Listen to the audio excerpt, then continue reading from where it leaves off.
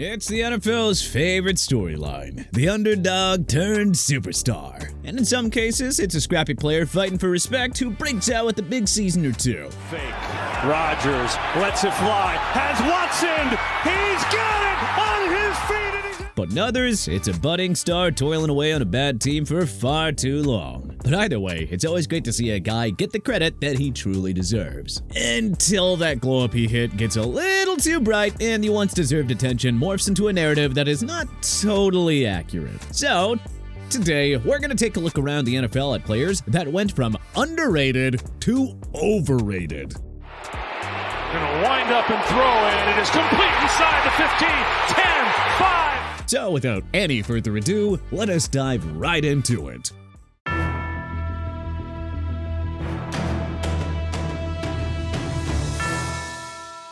Matthew Stafford, QB, Los Angeles Rams. For over a decade in Detroit, Stafford was the king of if only. If only he had a defense. If only he had a coach. If only people watched him play. And then the Rams traded for him, and Stafford delivered. Instant Super Bowl. Instant vindication. And suddenly, he's a Hall of Famer. A top 5 QB. Yeah, sure. All right. Come on. Kaiser White almost got to Stafford, who buys time, launches for Robinson. The glow-up was earned, but the legacy leap is such a stretch. One ring does not erase a career of meh, especially when that elite Rams team did most of the heavy lifting. Look, we get it. The pendulum swung. But it's hard to argue that it wasn't too far. He's still a great player, sure, but come on, let's call a spade a spade. I think we're all getting a little carried away with the hype. Jahmyr Gibbs, RB, Detroit Lions. Coming out of Alabama, Gibbs was seen as a luxury pick. The Detroit Lions select Jahmyr Gibbs, running back, Alabama. Overshadowed by Bijan and sharing touches with David Montgomery. But once he found daylight in year 2, the man turned into a walking highlight. That run game with Jahmyr Gibbs. Gibbs breaks a tackle. Gibbs into the secondary. Inside the... And now, the script has flipped. People are talking like he's Christian McCaffrey 2.0. Yeah, he's dynamic, sure, but the Lions don't treat him like a franchise player. And they probably won't until he proves that he can be that guy over a full season. But if you ask any Joe Schmo on the street, that hype is just running a little too hot. But come on, let's face it. He is not the bell cow back that people are trying to make him out to be in Detroit. Dak Prescott, QB, Dallas Cowboys. Once seen as a fourth-round miracle, Dak built his early brand off of some nice playing and, well, rescuing Cowboys fans from purgatory that was Tony Romo. Little did they know that a few years later, they would essentially end up in the same place that it all began. Now, every time he has a good game, he is getting MVP nods and top 3 in the NFC buzz. And yet, the Cowboys still can't sniff a championship game. When you look back at most seasons, his numbers are good. Heck, that isn't the problem. It's just, it's never enough come January. Assuming he even gets them there. If he's elite, then where are the elite results? 4th round steal? Yeah, sure. Steady climber? Yeah. Calm leader? I don't know. The truth is that Dak was everything you want in a late round quarterback. But once folks started treating him like a franchise guy and the bar moved, well, I think he became massively overrated.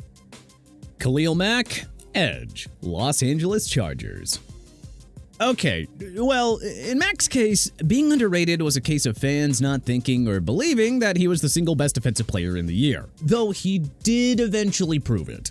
But, come on, let's face it, those days have long passed, and while still effective, he is clearly on the back nine and starting to cross over into the daunting land of overrated. Los Angeles re-signed Mack on a 1-year contract, keeping him off the open market. But who knows what the market really would have been anyways. He was coming off his lowest output since his rookie season back in 2014, and yet people are still acting like this signing is going to define Los Angeles' team heading into 2025. Yes, he was once the most feared defender in all of football. Jacobs in the backfield, the pitch, Morrow, the block, and down he goes.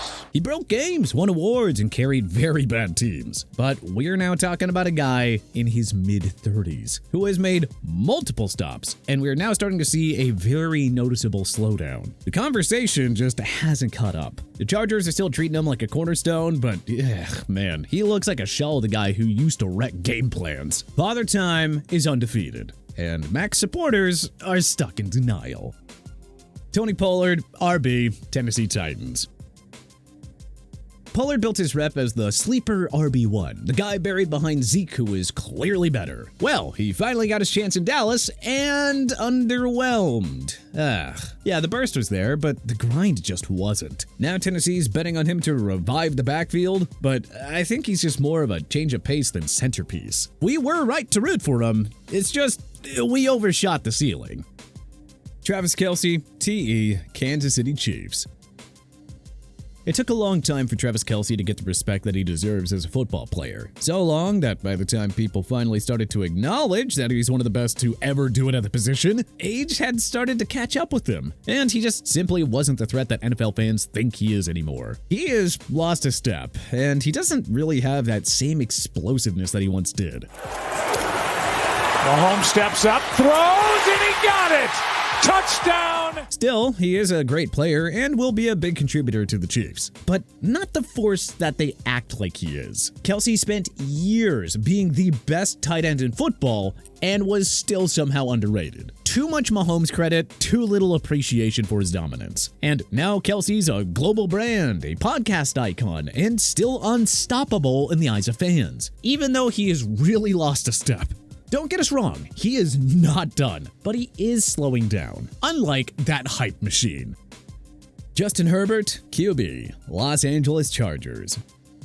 Justin Herbert was the sort of unsung hero of his draft class, which was noteworthy for producing 5 playoff starters at the quarterback position. Joe Burrow, Tua Tagovailoa, Justin Herbert, Jordan Love, and Jalen Hurts. The other names got a lot of attention out the gate, but at some point, Herbert's production became undeniable, especially as he quickly passed Burrow and Tua in terms of raw production. Cannon arm, highlight throws, and every tally's under stats in the book. But how long do we let numbers carry the narrative? I mean, 5 seasons, no playoff wins, and a meltdown against a shorthanded Texans team. Herbert is elite in fantasy, and that's kinda it. Until he wins when it counts, the praise is sorta premature, especially with how ugly those playoff losses have been. Jaylen Waddle, WR, Miami Dolphins. Waddle came into the league on an electric tear. 100 catches as a rookie and instant chemistry with Tua. Tua, 1st and 10, going deep, and what a catch is made by Waddle! His role alongside Tyreek Hill worked wonders. He thrived in the open space Hill created, burning defenses as the perfect counterpunch. But here's where it got weird. Somewhere along the way, NFL Twitter decided that it was time to debate who was better, Waddle or Hill. Yes, that Tyreek Hill, the guy with nearly a decade of dominance, rings, and defensive coordinators literally losing sleep over him. Look, don't get us wrong, Waddle is still a monster in space. There is no question about that. But the wide receiver 1 talk, especially with the guy that is ahead of him, and opening up opportunities for him, I might add, is absolutely insane. Christian Watson, WR, Green Bay Packers. Watson's rookie season gave us the tease, size, speed, and just enough big plays to spark belief. Fake. Rodgers lets it fly. Has Watson.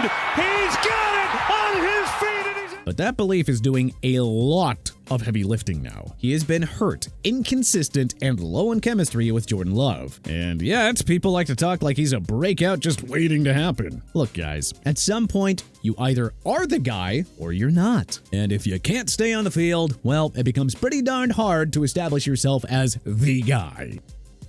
Quay Walker, LB, Green Bay Packers. Drafted in the 1st round to be Green Bay's sideline-to-sideline savior, Quay Walker had the tools, size, speed, range. The Green Bay Packers select Quay Walker, linebacker, Georgia. He was a little bit slow out the gate, leading people to wonder if he's maybe not worth the investment, but man, once his play picked up a little, talk got going fast. Suddenly, he shot to the top of everyone's list at the position. Walker's biggest issue is not talent, it's just consistency. One snap, he is flying to the ball. The next, he's just whiffing a routine tackle. He's got the frame, he's got the upside, but so far, it's been more flashes than foundation. Stefon Diggs, WR, New England Patriots.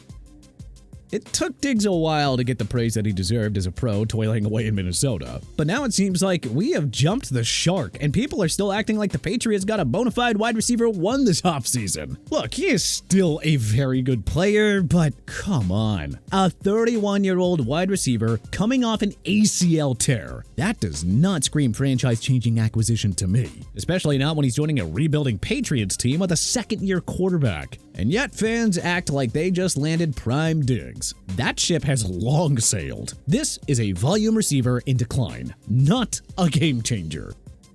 Trevon Diggs, CB, Dallas Cowboys. All right, not to pile on Diggs' family too much, and yes, this feels a little bit unfair considering that Trevon Diggs has been absolutely ravaged by injury issues over his past couple of seasons, but his reputation exceeds his actual production at this point. Yeah, of course, he had that amazing 11-pick season. Off play action, Heineke going deep downfield and interception. But even then, well, he gave up more yards than anyone should care to count. And a lot of his reputation for making big plays masked major flaws in coverage. Factor in 2 injury-plagued seasons, and you've got a guy coasting off name value. He's still a talented corner, but top tier? Oh no, not with that availability and inconsistency. Kyler Murray, QB, Arizona Cardinals. The hype around Kyler Murray started the second that he was drafted. 19 NFL Draft. The Arizona Cardinals select Kyler Murray. Heisman winner, #1 overall pick, dual threat cheat code. But people still thought that he wasn't going to be able to hack it in the NFL because of his size. And then when he had a nice little start to his career, well, that was when his supporters started taking their victory lap and claiming that the media was underrating him. But dude, we're 5 years in, and something has definitely changed, just not the fact that Arizona's still a bottom-tier team. He is still missing games, and the idea that he is just a step away from becoming an MVP-caliber player is still equal parts laughable and present. Same with the idea that the Cardinals are just a few pieces away from contention. That has been the story every single year since he was drafted. At some point, you gotta elevate. Or maybe just admit that he is a couple flashy plays and games with big stat lines, and not a franchise quarterback. Deebo Samuel, WR, Washington Commanders.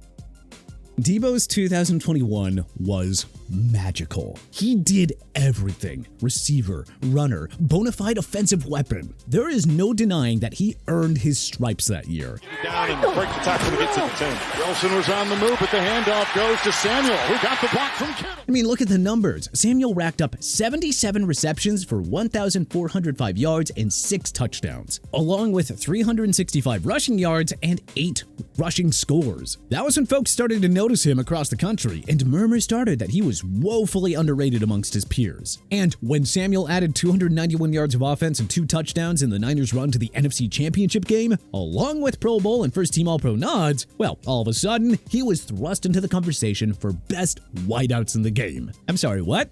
Yeah, sure, he proved that he was a great playmaker and probably earned that 3-year contract extension worth $71.55 million, but come on. At some point, the talk got a little too loud. And much to the disappointment of the 49ers brass and fan base, his production just was never the same in San Fran ever again. Fast forward to today, and the Niners have now quietly shipped him out for a day 3 pick, and I kind of think that tells you everything you need to know. Any Washington fan expecting a wide receiver 1 are going to be very disappointed. He could be a nice little piece in that offense, but I wouldn't put any money on him earning an All-Pro nod this season.